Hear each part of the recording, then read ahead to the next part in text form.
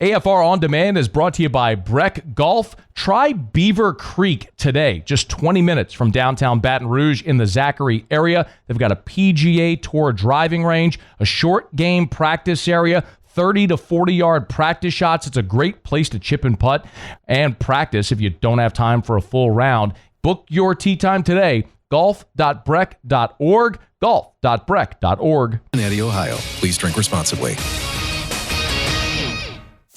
Matt Moscona. I'm very important. After further review. Say it one more time. After further review with Matt Moscona. And here we go. Live from the Mercedes-Benz of Baton Rouge studio. That's right.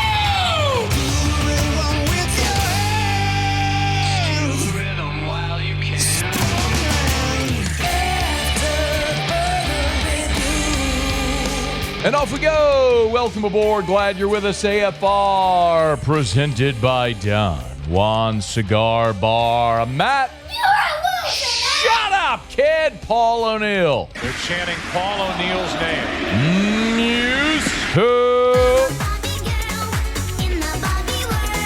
And Mr. Toby Tom Blake.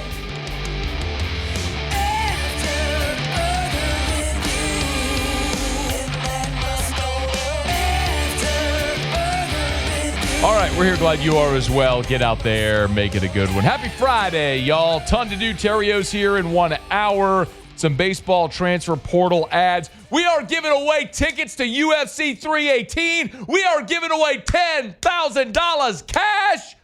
We got a lot to do. Let us begin as we do every single day. It's time to pop the top on another edition of AFR with Bud Light. Drink easy.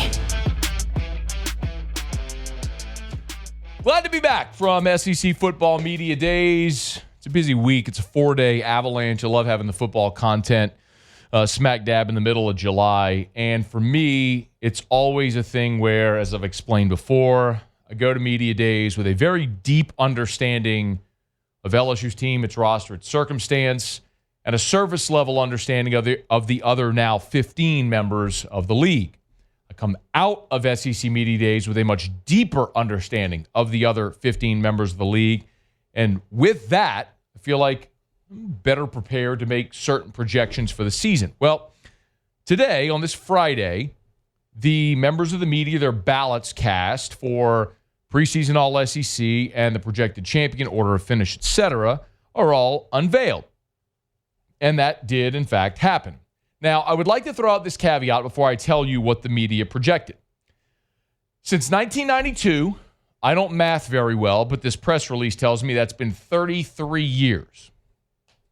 In 33 years, the media has correctly predicted the champion 10 times.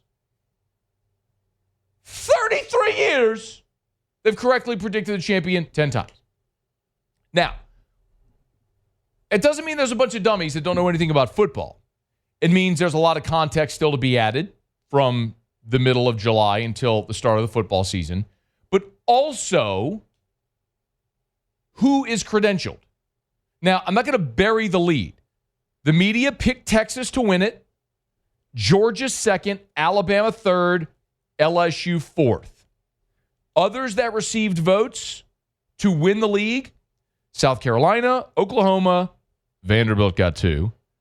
Florida got 2. Tennessee, Ole Miss, and Auburn got 1 apiece. Those are the schools that got votes to win the league. Texas led the way with 96 votes. Georgia, 44. Alabama, 29. LSU, 20. Muse, do me a favor. Add these numbers real quick for me and tell me how many votes that is. Look, it's on my screen right there. Just add that number. Tell me how many votes. Just tell me what that number is. You can see them? Yeah. Yep. Do that and just tell me how many votes that is. So for a lot of years, this thing was held in Hoover. Because it was in Hoover, you had an abundance of Alabama media. Makes sense, right? All the TV stations and newspapers and radio hosts, and then later bloggers and podcasters who covered Alabama, who live in the state, they could make it very easily. They could get credentialed. They make it easy. 1 second. How many? 204. 204. Okay, thank you. I'm explaining that in a second. So you had an abundance of Alabama media who knew their schools, Bama and Auburn, very well. So you always saw a heavy lean to Bama. This year, it was in Atlanta, but there was a crazy amount of Texas media there. My guess is Arch, number one, because they just haven't had a lot of access to Arch, and now he's going to be the starter, and he was there. And I think everyone thinks Texas is going to be really good, so there's a lot of interest, so a lot of Texas media was there. A crazy amount. There were, I was told, about 1,100 credentialed media members. All 1,100 got a ballot. All 1,100 people got to vote on the preseason order of finish and the first, second, third team all SEC preseason. As Muse just told us, 204 votes. That means 20% of the attendees bothered to cast a ballot. I will tell you, I forgot. I didn't cast my ballot. Hunt told me he forgot to cast his as well. We were in the Uber to the airport last night, and Hester told me he hadn't done his yet. And as I later looked back, it was 6 Eastern was the deadline. I don't think Hester cast his either. I don't think Rivers did. She was credentialed. So you see my point? Like, it is a very small margin of people who actually attended that event that cast their ballot. So all that to say, don't make anything of this. It's a senseless exercise that people largely don't even participate in. I will say this. And by the way, this projected order of finish is also indicative of how lazy people are. Lazy and unwilling to learn or expand what they know about their teams. For example, Missouri, in the projected order of finish, was picked 12th.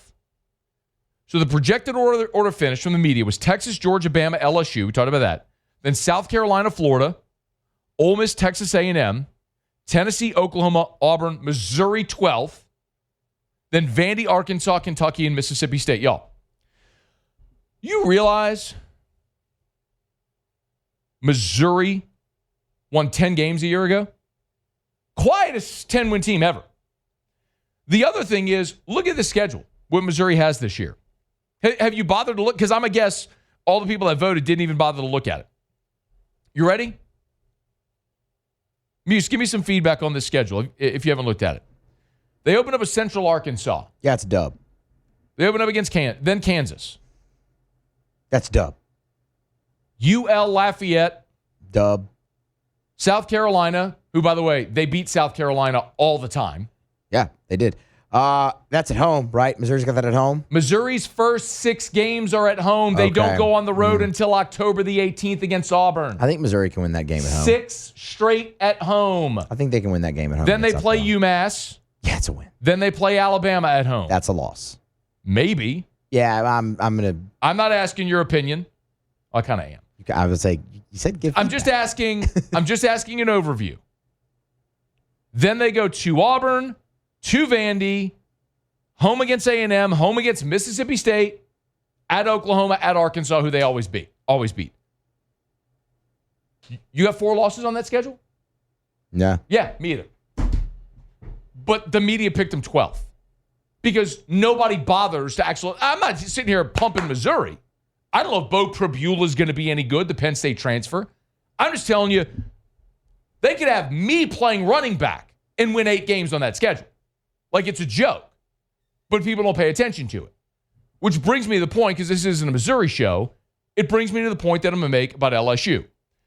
For the first time since 2016, I'm picking LSU to win the SEC. And you could say, there goes Scone, giant homer. I just told you it's the first time in nearly a decade that I picked LSU to win the SEC. I didn't pick them to win the SEC in 2019. I did what, for years, what was the right thing to do. I just gave Nick Saban the benefit of the doubt. Except for the years where it felt like Georgia was the team to beat. I always picked Saban in Alabama. There was one year when all of us stupidly picked Auburn because Jeremy Johnson showed flashes in like one game. And we thought he was going to be great. And then Auburn went like 2-10. They were off, or 3-9, whatever it was. Point is, I came out of this week at SEC Media Days with a very strong feeling that there is no certainty. There is no team that is clearly in the consensus opinion of everyone, the best team. Even Texas, who's picked to win the league by the 200 people that bothered to vote, which, by the way, didn't I say at the beginning, there was an overwhelming majority of Texas media there? Texas has a new quarterback. I don't care what his last name is. Texas is replacing 4 starters on the offensive line. Texas is replacing their top 2 running backs, and they lost a ton of talent on defense. Now, they've recruited well. They did well in the portal, and they will have a talented roster. And I think Arch Manning's going to be really good. But they have questions. Georgia was 15th in the SEC in rushing offense a year ago. Georgia was 30th in total defense, a dramatic fall after 3 straight years in the top 5. Georgia has a new quarterback who I don't think is very good. Like, are we just assuming Georgia's going to be awesome? I'm not. By the way, 54% of their roster first or second year players. They're super young. Alabama. Oh, I'm sorry. Have I not been the guy sitting here since the day Nick Saban retired telling you it's never going to be the same there? They're not going to bottom out. I'm not telling you they're going 6-6, but they're a 9-3. They're a perennial 9-3 football team. That's what Alabama's going to be. I'm supposed to just buy Ty Simpson being great? Ryan Grubb's going to come in and save the day? I mean, isn't Kalen DeBose supposed to be the offensive guru, the guy who, like, he can't function if he doesn't have Ryan Grubb? Get lost. Kick rocks. Kane Womack, the guy who gave up 40 to Vanderbilt, boom, he's just going to figure it out this year and Bama's going to be awesome? No, they're going to lose 3 games. They're going to be a 3-loss team. South Carolina lost their entire 3/4 of their defensive line. An All-American and Nick Emenwari.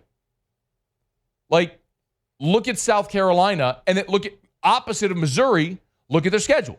Same with Florida. You may be really high on DJ Lagway, who, by the way, had comparable stats to Michael Van Buren last year. Look at Florida's schedule.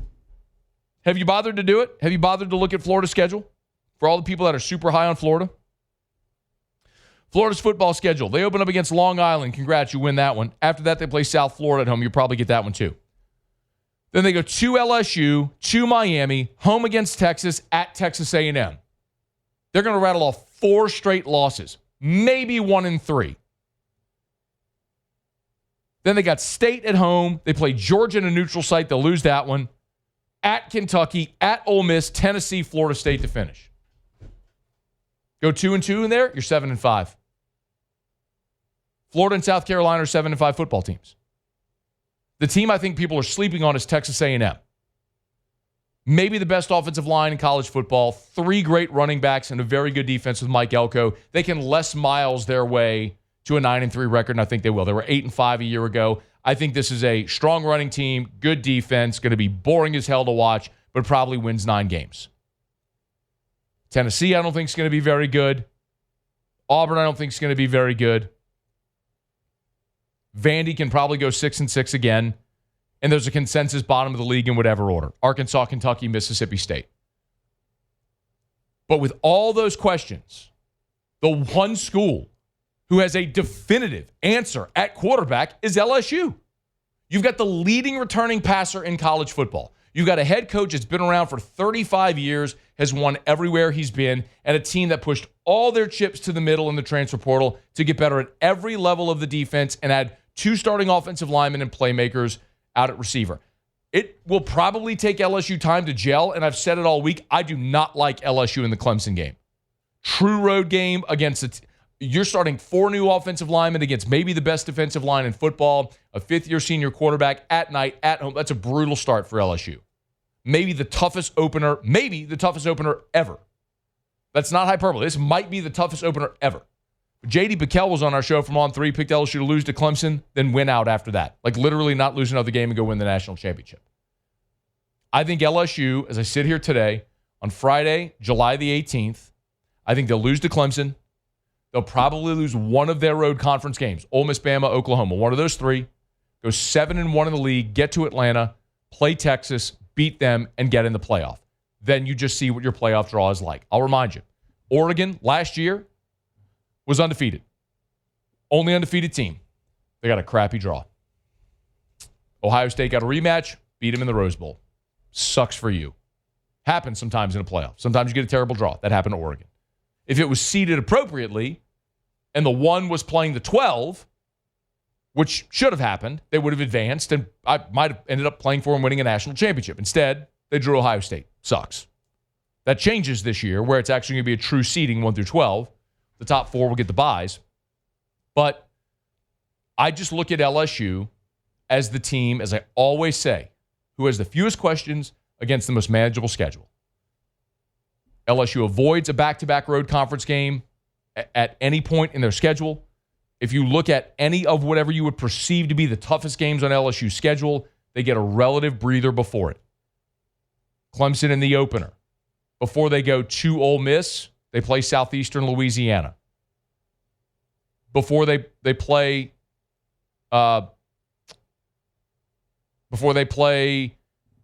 Alabama, they get an open date.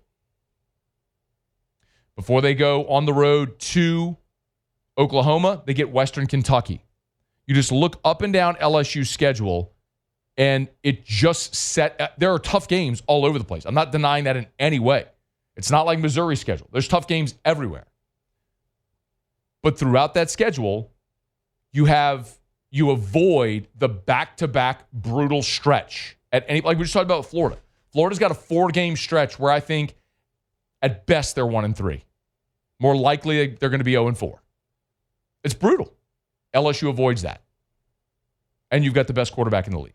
So yeah, for the first time in almost a decade, I'm going to pick LSU to win the SEC and get in the playoff.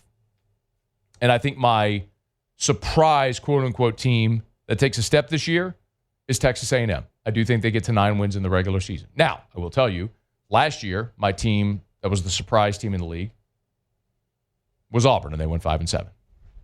But I did pick a year ago Texas and Georgia to play in the SEC championship. I actually picked them to play 3 times. I've picked the regular season, SEC championship, and then again in the playoff. They obviously didn't meet in the playoff, but I did pick them in the SEC championship. So I hit that a year ago.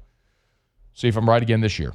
I think LSU will win the SEC. Give me the best quarterback in the conference with what I think is among the top 3 rosters with very little margin among them with a manageable schedule. I think LSU goes 7-1 in the league, gets to the championship game against Texas, wins it, and gets in the playoff. Let me know your thoughts. All right, it's After Further Review. Show Up and Every Day is brought to you by Bud Light. Drink easy with the great taste of Bud Light, the official beer of AFR. We are giving away a pair of tickets for UFC 318 tomorrow at Smoothie King Center, Poirier Holloway 3, courtesy of Mockler Beverage and Bud Light. Of course, Poirier is a Bud Light advertiser, a Bud Light endorser, a Bud Light athlete. So we're proud to stand with Dustin, with the UFC. And of course, I'll be in that number for UFC 318 tomorrow, fired up for it, and you can be as well. All you have to do is text our show text line BMF, because Poirier and Holloway are fighting for the BMF title tomorrow. Text the 3 letters BMF to our show text line, and you're entered. We'll draw in 1 hour and 11 minutes from right now at the bottom of hour 2. Again, text 225-396-4400, 396-4400, 396-4400. Just text BMF. That's all I got to do. Just those 3 letters. BMF to 225-396-4400, and you're entered to win a pair of tickets to UFC 318, courtesy of Mockler Beverage and Bud Light, the official beer of the UFC. All right, it's AFR. Stay here. After Further Review. GLO, glowresources.com, complete employer solutions. You're a business owner. You want to be more efficient? Glow Resources can help you do it. The easiest way, the best way for you to maximize productivity and efficiency is having the right people. The right people who are competent and capable of doing the job that you need them to do and can do so effectively and efficiently. If you're struggling to find the right people that show up on time, that work hard, that get the job done right, you need Glow Resources. So I'm not talking to you if you're an employee. They're not a temp staffing agency. Don't call them. Glow Resources works for you, the business owner, the HR manager, the hiring manager, the operations manager. If you're the person responsible for getting the right people in your organization, Glow Resources can help with a 96% success rate. Check them out online, GLO, glowresources.com. After Further Review with Matt Moscona, presented by Don Juan Cigar Bar.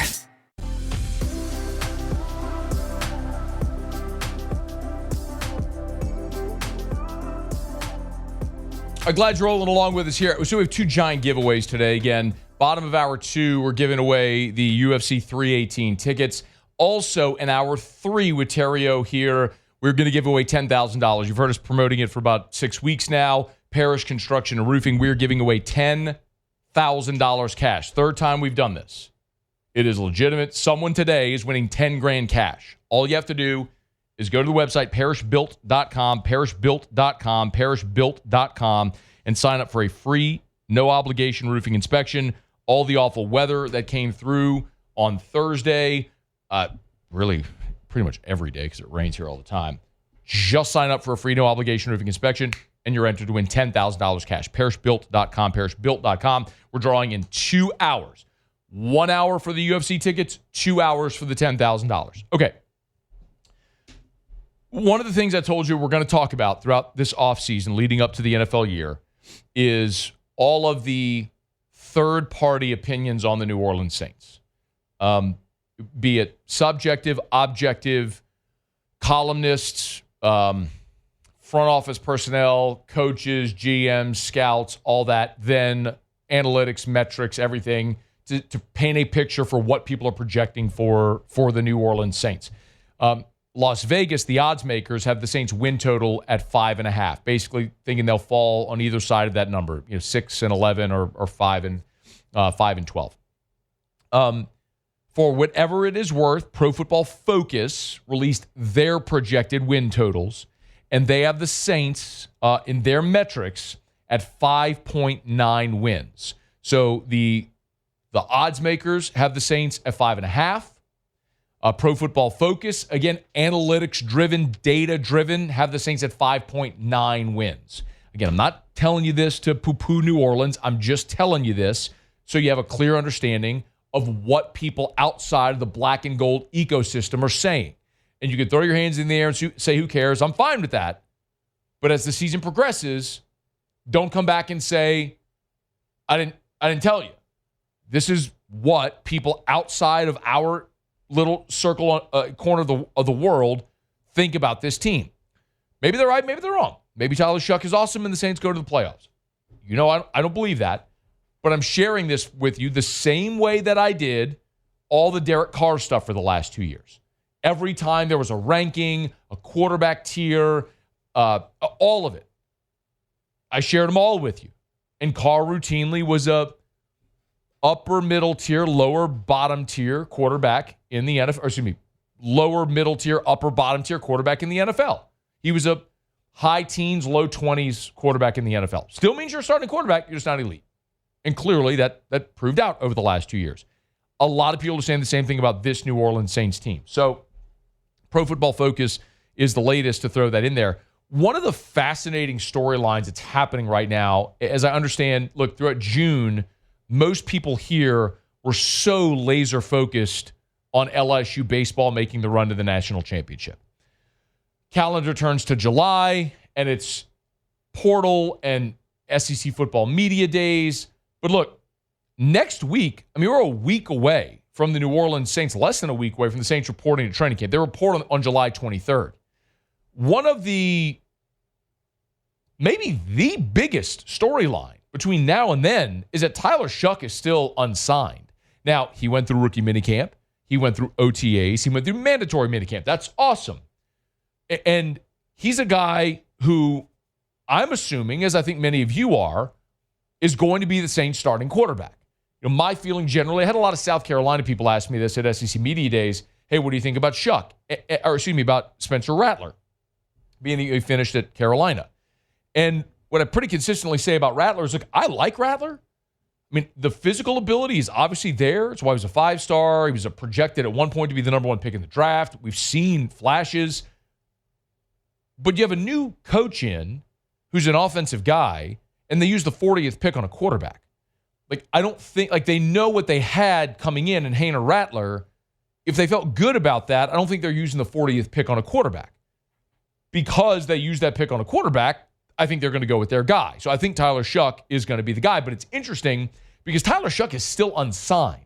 Now, I know more likely than not, this is going to get done.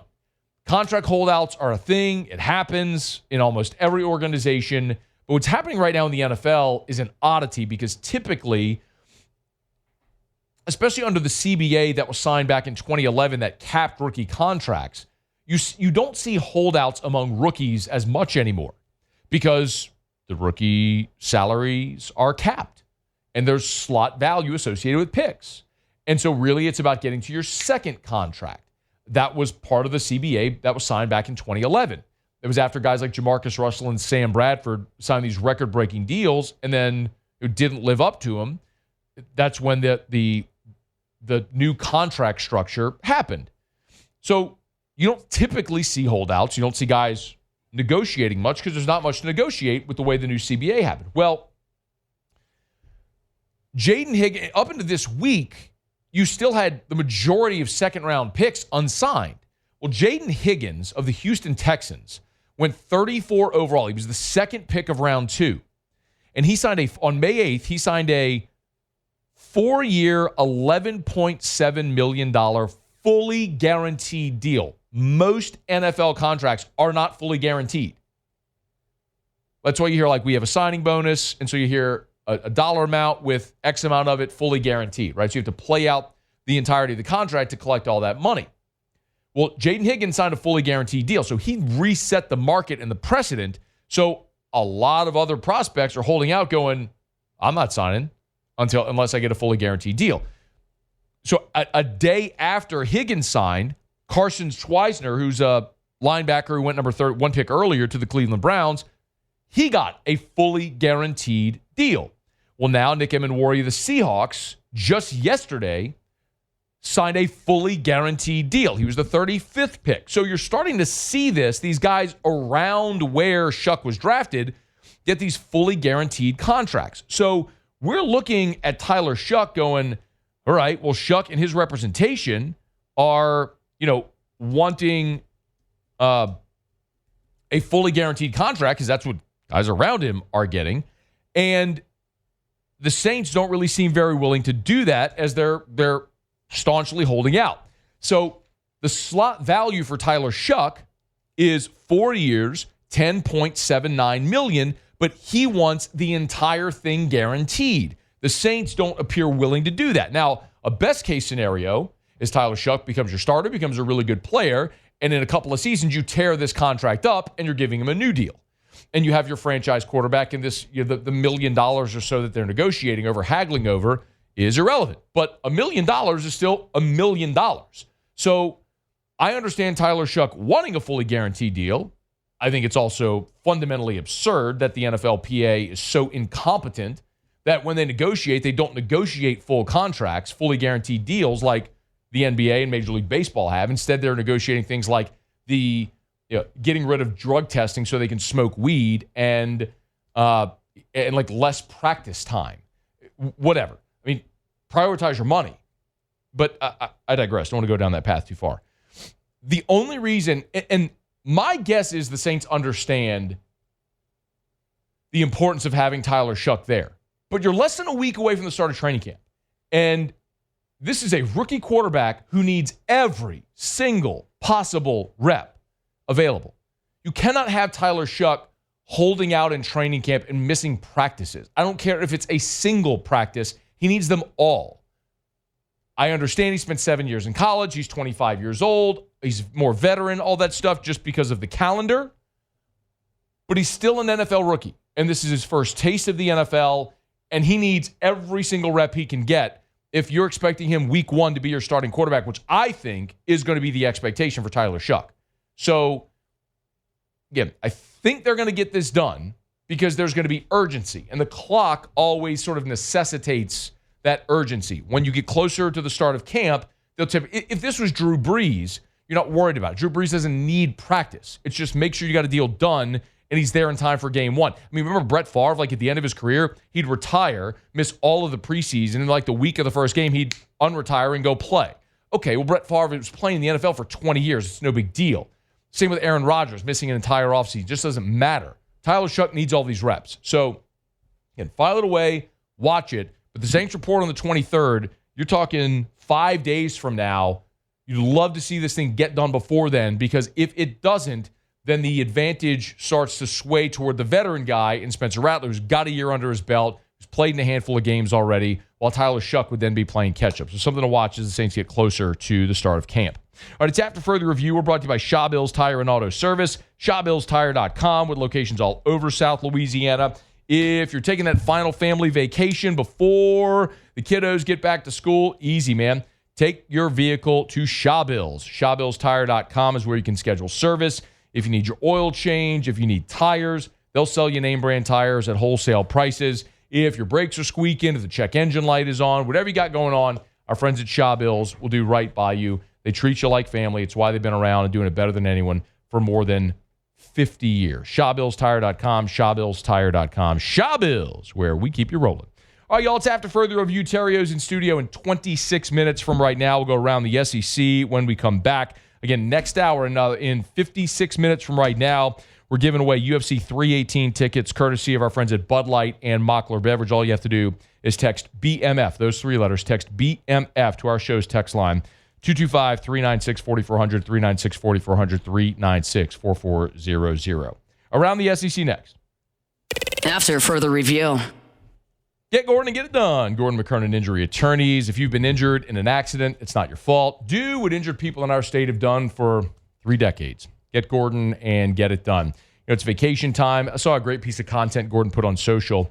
It was describing a scenario that unfortunately I think a lot of people have been in. Maybe you're out of state traveling and you get in a wreck. Like, I think he gave the example of what if you're in the tunnel in Mobile and you get in a wreck? Well, what do? Do you have to be represented by an attorney in Alabama? Can you be represented by someone in Louisiana? Well, at Gordon McKernan Injury Attorneys, he explained the whole process, how on their team they do have attorneys that are licensed out of state. They can help, so you can trust someone local to help manage your case out of state. It's that easy. Learn more at the website. Again, if you've been injured in an accident, any kind of accident, it's not your fault. Don't go it alone. You need representation. Do what injured people in our state have done for more than 3 decades. Call Gordon McKernan Injury Attorneys at 888-8888, 888-8888, or getgordon.com. Get Gordon and get it done. After Further Review with Matt Moscona, presented by Don Juan Cigar Bar.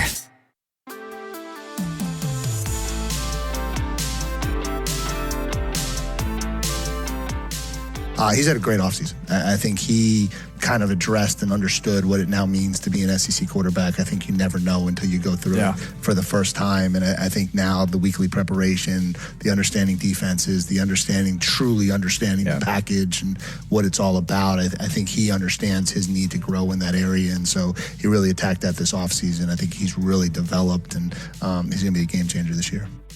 That was Mike Elko talking about Marcel Reed. It's interesting because LSU fans got to see the best of Marcel Reed. That's a young man who threw for 1,800 yards a year ago, 15 touchdowns, 6 interceptions. He ran for 547 yards and 7 touchdowns. So there were some dynamic moments, but you also look, the LSU game was a high point. After that, they lost by 24 to South Carolina. They beat New Mexico State. They lost in 4 overtimes to Auburn. They scored just 7 points in their loss to Texas, and then they lost the bowl game as well to Southern Cal. So after the really strong start for Texas A&M and for Marcel Reed, where they got all the way up into the top 10 in the country, it was a faceplant. They lost 4 of their last 5. So that's a fascinating one. And my bet this year, and I may be proven foolish, but my bet this year is sort of on Texas A&M to be able to take that step. They open up with UTSA, then they go Utah State, and week 3 they're at Notre Dame. I know Notre Dame was in the playoff a year ago. A&M beat Notre Dame at Kyle Field last year. No, I'm sorry, Notre Dame beat A&M at Kyle Field last year. Forgive me. This is a return trip. Riley Leonard's not there. The core of that team that played for the championship a year ago, gone for Notre Dame, although Marcus Freeman is recruited very well. That's a night game on NBC Peacock. I think if they get past that one, you look at a situation where they're home against Auburn, who I don't think is going to be very good this year. They're home against Mississippi State, who's going to be very bad. They're home against Florida, which I think it'll be a really good game. But again, that's at home before they go at Arkansas, at LSU, at Missouri. So back-to-back road conference games there. But the LSU one in the middle, sandwiched around 2 lighter games before they finish against South Carolina at home, Samford, and then they're at Texas. If you get past that Notre Dame game, it's possible you're looking at a team that could be 7-0 before coming to Baton Rouge, or maybe 6-1 coming to Baton Rouge. But you would project A&M likely to be a top 10 team coming to Baton Rouge, provided they can get past Notre Dame. They can win home games against Auburn and Florida, which those are brand names, marquee names that look really good. But what do those teams really have on their roster this year, and true road games at College Station? So A&M is certainly one to watch, and Marcel Reed could be a real central figure in the SEC race this year. All right, it's After Further Review. We're brought to you by Our Lady of the Lake, championship health partner of LSU Athletics. Really excited about a lot of the stuff we're going to get to tell you about Our Lady of the Lake rolling out, how they're furthering their partnership with LSU Athletics. And yes, Our Lady of the Lake deeply, deeply invested in LSU Athletics, as we learned the report last week that Our Lady of the Lake has been in conversations about the naming rights of the projected new basketball arena, which would be an amazing commitment. But even more than that, Our Lady of the Lake, their physicians, care for the LSU student athletes, the LSU students, and you and me in our communities. Of course, the Franciscan Missionaries of Our Lady Health System, a multi-state health system with hospitals and clinics taking care of all of our health, from specialists to our general practitioners to the Our Lady of the Lake Children's Hospital. It's Our Lady of the Lake. Our Lady of the Lake and LSU, together, we roar. All right, it's After Further Review. Do it every day about this time. Let's go around the SEC. Around the SEC, bringing you the biggest news from the nation's best conference. Texas A&M! Mike Elko quashed speculation about Bengals rookie Shamar Stewart seeking a return to College Station amid a contract dispute with the Cincinnati Bengals. He was taken first overall, still hasn't signed his contract with Cincinnati, and there was some speculation about Stewart possibly seeking a legal injunction to be able to return to school. Elko said that will not happen. He said, did Stewart, said he's 100% right, not asking for anything that hasn't been done before, but wants the Bengals to win an argument instead of winning more games. The Bengals want to win an argument instead of winning more games. So despite that dispute, Mike Elko says Shamar Stewart will not return to Texas A&M. The Georgia Bulldogs.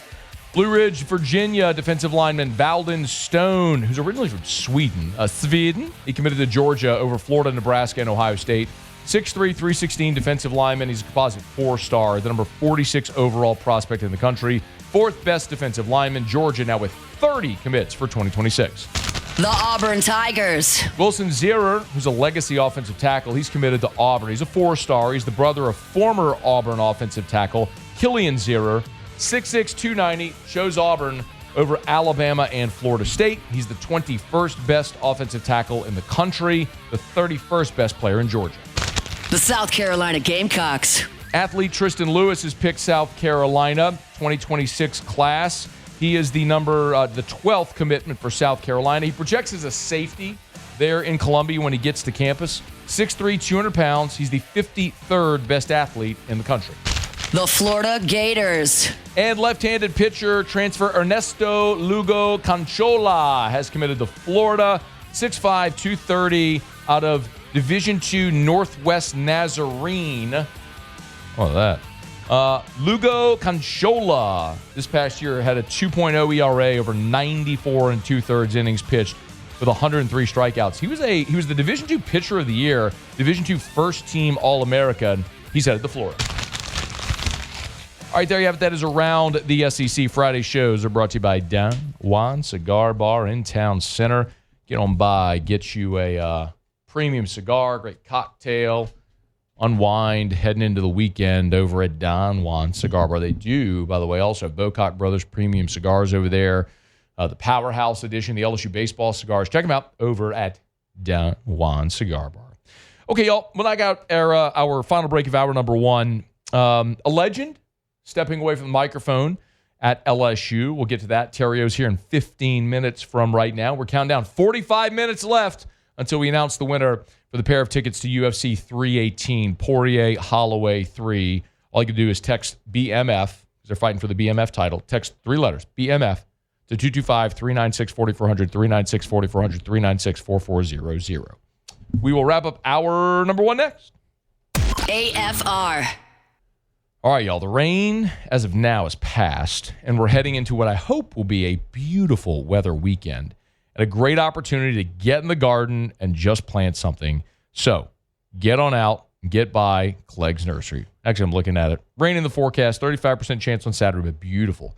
Hot and sunny Sunday, Monday, Tuesday, before we get back some rain on Wednesday. So get to Clegg's, get in that garden. Look at their beautiful selection of flowers and plants and trees and shrubs. They got Johnny Naylor seeds there. If you need mulch or soil, bag, or bulk, they got it over at Clegg's Nursery. You need beautiful outdoor decor from outdoor doormats, garden flags, tuned wind chimes, bird feeders, beautiful different accent pieces. And if you're trying to keep the pests away, they can help there as well. Ask about the Aeon Mosquito Barrier. For about $30, you'll keep mosquitoes away 90 days at a time. One place, it's at Clegg's Nursery. After Further Review with Matt Moscona, presented by Don Juan Cigar Bar.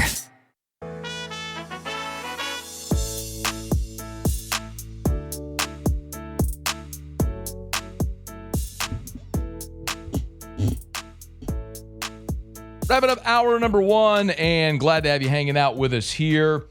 SEC Media Days in the rearview mirror. We did talk about the projected order of finish, and the other thing I haven't gotten to from the media poll was the preseason All-SEC team.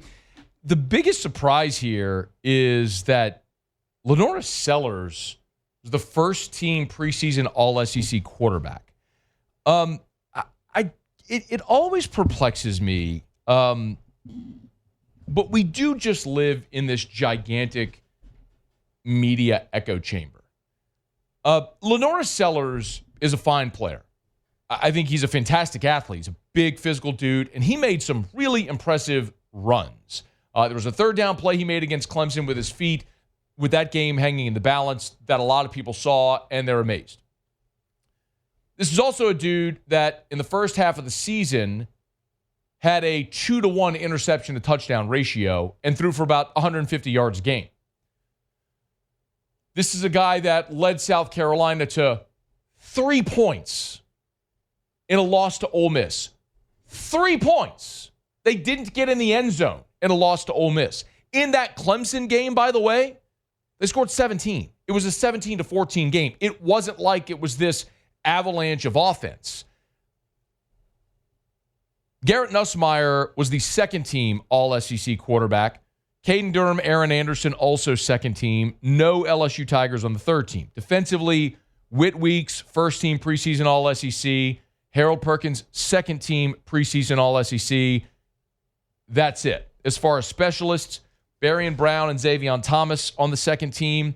As Brown is a return specialist, Thomas is all-purpose. Third team, Xavier Thomas was a third team return specialist. This just further underscores to me how little the league knows about LSU's roster. Because this is a roster that has had turnover, but really less impactful than the turnover has been the additions in the portal. I mean, you return a lot of guys that have been part of 3 straight top 10 recruiting classes, but on top of those, you added 18 dudes that have Power 5 experience. And I just think people in this conference who vote on things like this just don't know that. I told you there was a preponderance of Texas media in Atlanta for SEC Media Days this year, and only 204 people bothered to cast a ballot of the 1,100 credentialed media members. So I just don't put much into this. And I know I got tweeted earlier, and I shared it on Instagram and Facebook as well, but I shared the side-by-side of Nussmeier and Lenora Sellers, where Nussmeier threw for 4,052 yards, 29 touchdowns, 12 picks. Sellers threw for 25-34, 18 touchdowns, and 7 picks. So basically, Nussmeier threw for 1,500 yards and 11 more touchdowns than Sellers. And some people are hitting back with, well, look at Lenora Sellers' rushing yards. Okay, even if you add Sellers' rushing total, Nussmeier still accounted for 1,000 yards of more offense than Lenora Sellers and more touchdowns. It's just a thing where people are lazy. They're just lazy and don't take the time to actually look deeply into this and see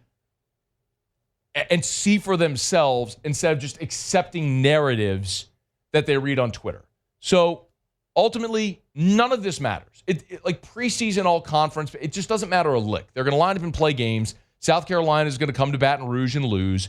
And when they do, this whole conversation will be flipped on its head. But I'll continue to say Carolina, to me, is a 7-5 football team. I think they're a pretty good team that lost almost their entire defensive line, 2 really good players in their secondary, a great running back in Sanders, and has a really tough schedule. And I think they're staring down the barrel of 7-5. All right, hour number 2. Terrio's here next. AFR. Brought to you by Rouse's, the official supermarket of the New Orleans Saints. Rouse's.com. Rouse's.com, celebrating 65 years in business. Rouse's, still family-owned and operated, still expanding from Lake Charles to Orange Beach, points in between, 70-some-odd locations. Voted the best supermarket in Baton Rouge. Voted the best supermarket in the entire Gulf South.